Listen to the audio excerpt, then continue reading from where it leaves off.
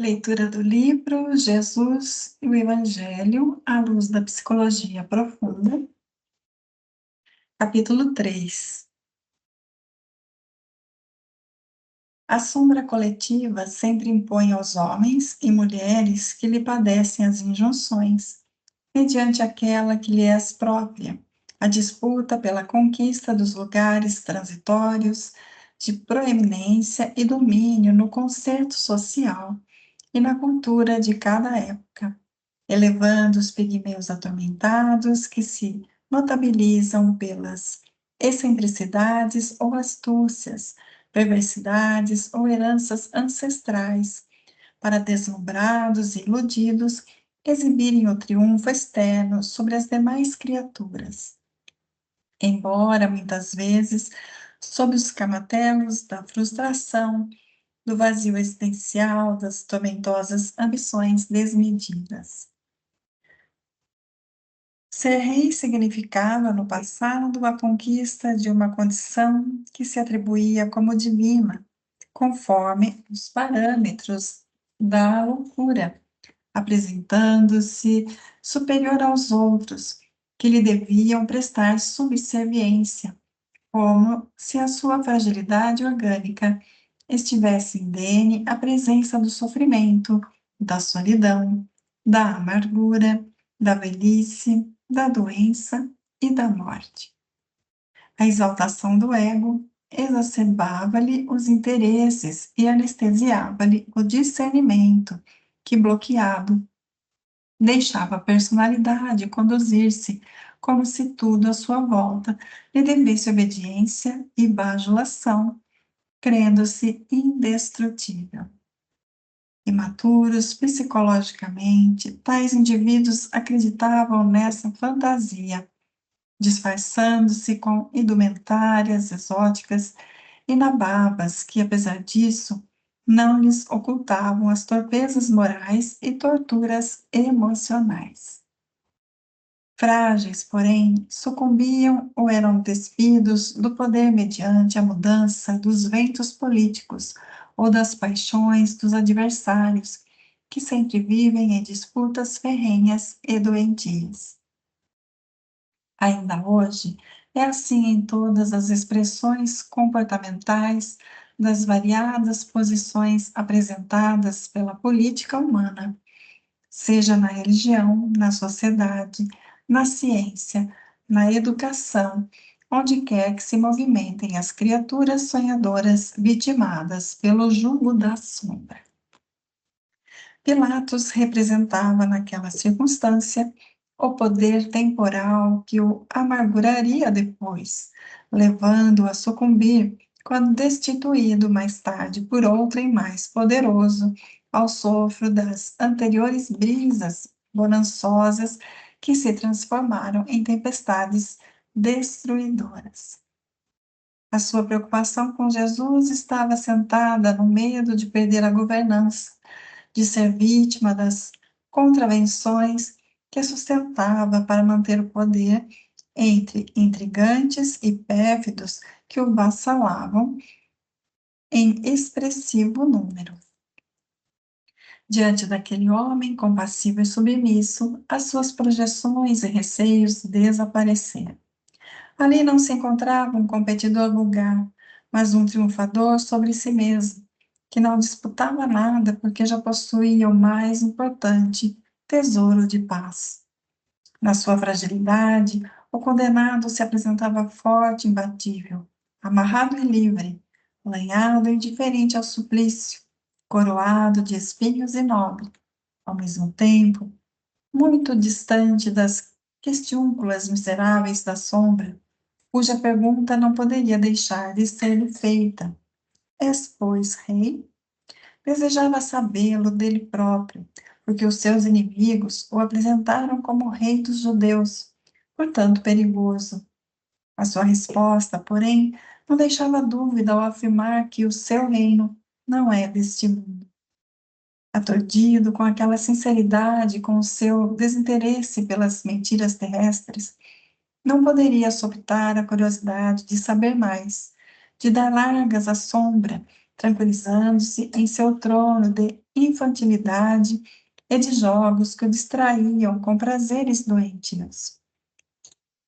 Jesus, profundamente livre, elucidou por fim: não nasci e não vim a este mundo, senão para dar testemunho da verdade.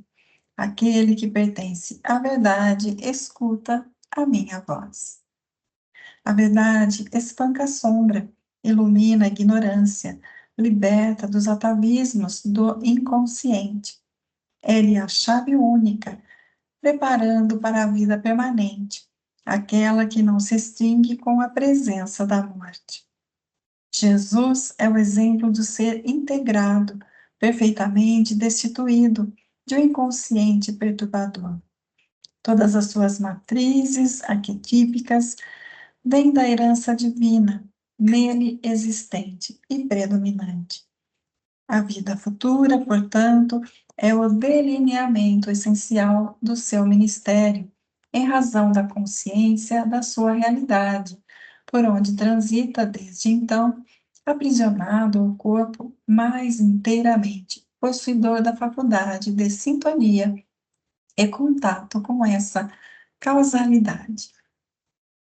A sua trajetória é desenhada na certeza da vida espiritual, aquela que aguarda todos, a que se insere no contexto das realizações, por ser fundamental na constituição dos ideais e das perspectivas da vida. O seu apostolado fixa-se no objetivo ôntico, espiritual, no despojar dos condicionamentos e impregnações do trânsito corporal, que representa a aprendizagem para alcançar a destinação que aguarda as criaturas terrestres. Não houvesse a vida futura, nenhum significado existiria em sua vida, em todas as vidas, no esforço hercúleo para erguer o ser humano do seu primarismo e recomendar-lhe a incessante luta pela transformação moral, pela aquisição de mais apuradas percepções psíquicas que se constituem elementos básicos para a constatação desse desiderato. Essa meta, que deve ser alcançada, justifica todas as dificuldades e desafios existenciais, explicando a justiça de Deus ante os acontecimentos humanos. A ignorância dos contemporâneos de Jesus a respeito da vida espiritual era muito grande e ainda hoje existem teimosas resistências que preferem aceitar o filósofo Jesus ao embaixador de Deus, com a missão específica de derruir as barreiras que dificultam a compreensão da essencialidade da existência corporal, das lutas que devem ser travadas com otimismo, superando em cada uma delas os patamares por onde cada um transita, buscando mais elevado nível de realização interior. Para aqueles indivíduos, as compensações eram imediatas, como consequência de uma vida saudável ou não, em forma de privilégios ou de desditas, e remotamente examinando a possibilidade de uma variante eterna, de que tinham pouquíssimo ou praticamente nenhum conhecimento. Submetidas às revelações proféticas, aos impositivos históricos e culturais, das necessidades prementes pelas quais lutavam, não havia realmente preocupação com o mundo causal, com a face espiritual profunda do ser em si mesmo. Por isso, contentavam-se com as suas querelas, ambições e correspondentes resultados terrestres. Em razão desse limite de entendimento, o homem Jesus evitou aprofundar as lições libertadoras, oferecendo aquela que é essencial e está sintetizada no amor sob todos os pontos de vista considerado, preparando o advento de uma futura nova era, que se apresentaria através da expansão dos fenômenos mediúnicos, com o advento da psicologia espírita, defluente da doutrina codificada por Allan Kardec. Jesus é o rei desse mundo real, que se manifesta através dele em cada momento, que transcende ao convencional e habitual, de cujo entendimento, e somente assim, tem sentido a existência corporal, portanto, acima dos interesses e disputas mesquinhas do que é transitório e onde fermentam as paixões. Ele aceitaria uma coroa de ironia, porque não necessitava de nenhuma que lhe cingisse a cabeça, pois que a sua era uma trajetória superior, sem enganos, sem prejuízos, e sua governança permaneceria após a morte do corpo físico, sem vicissitudes, sem malquerenças. Além das formulações corriqueiras e comezinhas, está sempre presente a sua realeza, e todos a bendizem, conformam-se com ela e pretendem alcançá-la por sua vez, a fim de não experimentarem angústia ou perturbação, ansiedade ou desequilíbrio. O cetro e a coroa que expressam o reino de onde ele veio e para onde deseja conduzir as suas ovelhas, como pastor gentil, que irá apresentá-las ao Supremo Criador. É o amor que encerra as mais completas aspirações existenciais do ser humano. Nele não há lugar para condutas extravagantes e exigências descabidas. Antes, proporciona a segurança de si mesmo no desempenho dos programas e condutas que a cada um dizem respeito.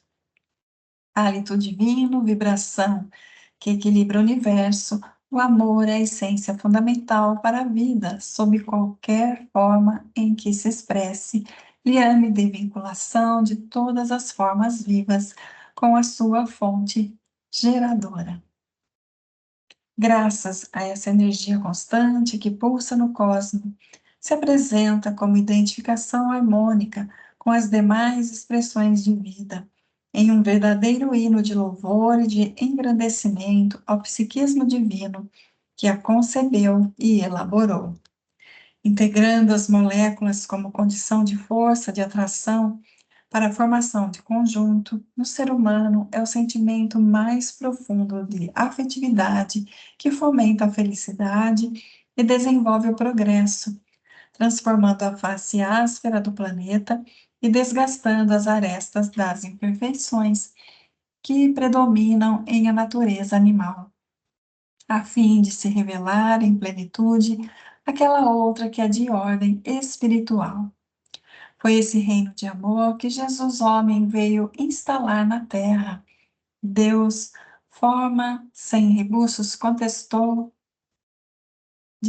dessa forma, sem rebuços, contestou ao interrogante atormentado, sob o impacto da sombra, envolvido pelo seu lado escuro da personalidade doentia. Sou rei, não nasci e não vim a este mundo, senão para dar testemunho da verdade, que na sua definição profunda é penetrante, é Deus.